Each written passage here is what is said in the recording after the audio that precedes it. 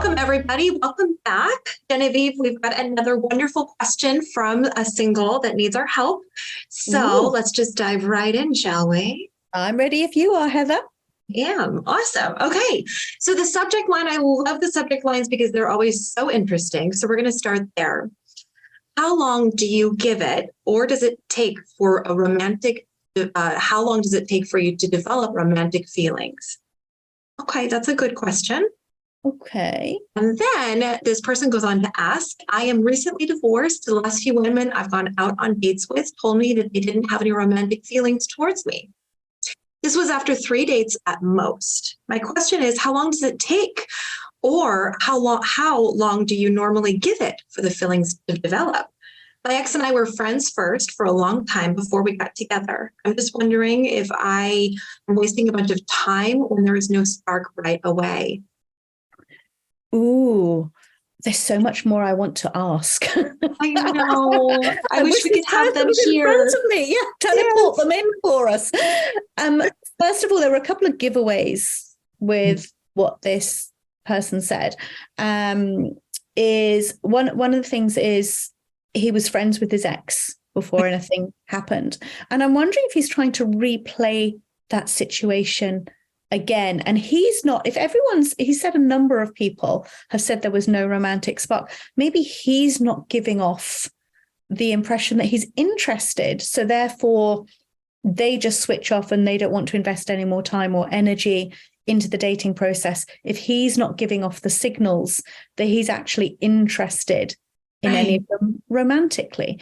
Because a lot of people will go to dates and they come away feeling confused.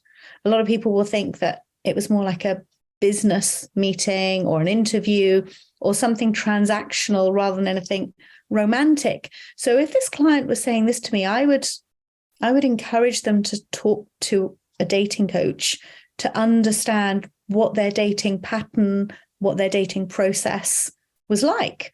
Was it quite formal? Was there anything romantic? I mean, we have our 3-date rule and we do that so that it builds the romance up if that's something that you're interested in pursuing, so that it's very clear by the 3rd date whether someone's interested in you or not. And I think that's something that people are not so good at. They can get stuck in this friend zone very quickly. And if someone is wanting to date, they don't want to be put in the friend zone. Mm-hmm. Women get very offended if they don't feel that there's an attraction from the man, or if there's nothing there other than a friendship. They don't want to invest any more time in that. Absolutely. I love that you said, is he repeating the past unintentionally? We do what we know.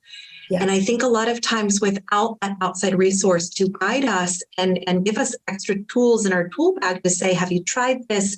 There's this other method. There's this other way to connect with people.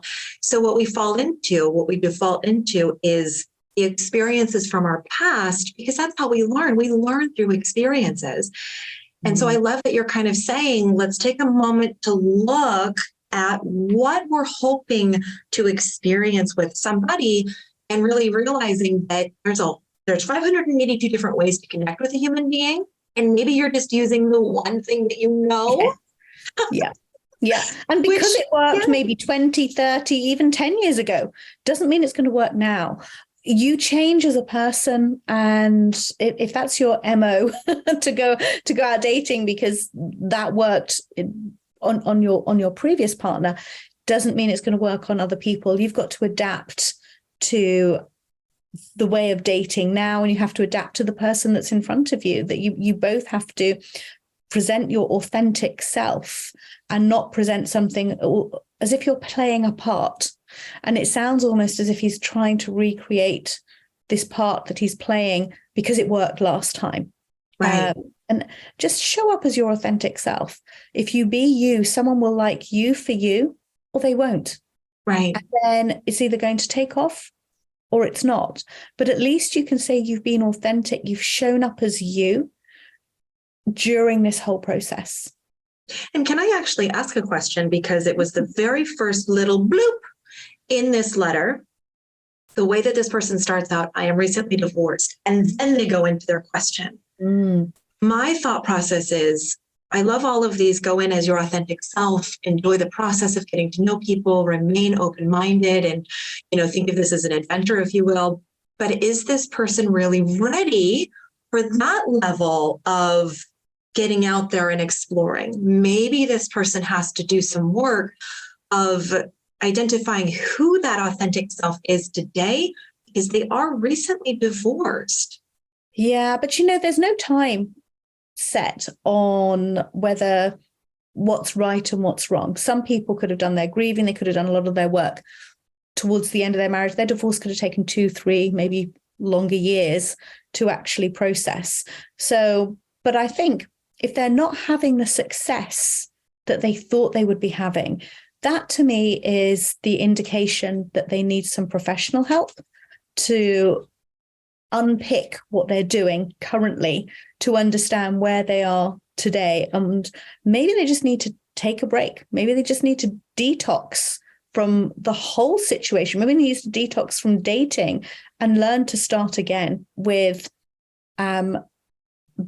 understanding the right values and what it is that they're looking for, so that they recognize it and only meet people that are presenting those values. There's a lot of people go and date like it's a conveyor belt. Next. And if you don't date with purpose, all you're doing is you're upsetting the other people and you're upsetting yourself, because you're not going to get anywhere. So dating authentically with purpose is going to get you the rewards that you deserve and that you're looking for. And what would you suggest, real tangible things, because you had said that sometimes dates can feel like a transaction. So getting closer to that goal of developing romantic feelings, as the subject line indicates, do you have suggestions for this person to, when you go into a date, try these things to not make it so transactional and have them see this side of you that maybe they're like, ooh, that was fun? What do you think do? Well, we know that humor is one of the biggest sexy things that anyone can bring to the table. And it's a wonderful way to connect, is even if it's some geeky humor or dry humor or silly humor, or, I'm not saying go in and shout obscenities to try and raise a few laughs, but, connect with humor, keep it light. A lot of people, I think some of the best dates that we've had feedback on is where it's been light, it's been easy. Where it's been heavy and you feel like, oh, what question can I ask now? What's the next question? But did they talk about a dog? Do they even have a dog?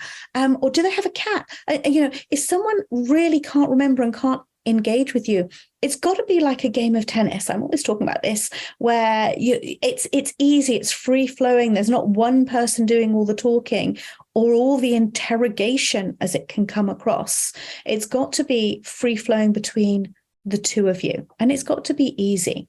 If it's not, why are you there? But you don't just blame it on the other person. You need to question yourself and your part in the date as well. I mean, we're all too quick to say, oh, they didn't do this and they didn't do that, and they didn't show up dressed the way I wanted them to, so it turned me off straight away. Get to know the real person. Really present yourself in the best possible light that you can. I think that, and showing up authentically, those are recipes to get it off on the right foot. And choose something that's a bit fun for the first date. Everyone says, oh, go and have a coffee. Coffee's boring. Go and do something with someone, whether it's bowling or something that's fun. We say, picnics in the park are great fun. Going off and doing a walk with somebody, or doing an activity. We've heard of people going off and doing a cookery class, or wine tasting or cocktail tasting. I always say be careful when alcohol's involved. Little side note and disclaimer: too much alcohol can get you into trouble. Right. So do things that are conversation starters, rather than sitting there thinking that the light's going to come on and you're going to be interrogated any second now, because that's just terrifying. Okay. So I have an exercise for you. Ooh. We're going to do it. it's just off the top of my head. You said the tennis thing. And I think it's so great, but unless people actually see what it is that you're referring to, I don't think that they understand it. So let's play a game of conversational tennis. Go on. Hi, Genevieve. How are you? I'm really good. Thanks, Heather. How are you? I'm really good. How has your day been? Oh, it's been wonderful. It's been a really easy, relaxed day. And it's even nicer to be sitting here with you. How's your day been so far? I love that. Thank you. It's been good. It's still early, so who knows? But I'm having a great time meeting somebody new, and I'm excited to be here with you. So, I have a crazy question for you. Ooh, okay. What's your favorite? Yeah, it's not too crazy. Okay. What's your favorite meal to cook? Totally random. I just have to know. Oh, wow. Do you know, I love cooking. So I'm not sure I've got one particular type of food that I love to cook, but I do really enjoy, getting, I don't know, doing like a big buffet with lots of different bits, maybe tapasy bits. I love entertaining, having friends over. So I always try and cater for everybody's tastes and flavors and everything. So I love experimenting with food as well. So sometimes you might eat something and think, what has she done here? Bit of a Bridget Jones blue soup moment, but it's it's one of those things that, nothing's off limits. Is there anything do you have a signature dish, or is there anything that you don't like to eat? Oh, I love that question. I'm actually going to change that a little bit and just say cheese. I love cheese. Oh, okay. I wasn't sure if I was going to be you love it or you hate it. Oh, no, I love cheese. You put cheese on anything, Genevieve, and I'm your girl. So the next time you do a buffet, I'm coming and we're going to have lots of cheese. Okay. I'll do lots of cheese and lots of nibbly bits. Right. I love that you love to cook. I'm not the best cook, match made in heaven. So this exercise, I think that this is just playful, fun, laugh, learn, and share in conversation. And I would even challenge a lot of our audience, and of course, this letter writer, practice on your friends. Practice this exercise in the grocery store. Practice it in your normal daily life, because it does take a little bit of vulnerability, I think, to be open-minded enough to listen and then also receive, and then think about what to talk about next and not be afraid to make a fool of yourself. I didn't know I was going to ask you about food. I was just like, that could be fun to talk about. I didn't know we were going to talk about cheese. Exactly. And it's the most important. Hey, this turned cheesy. Heather, this turned cheesy. Exactly.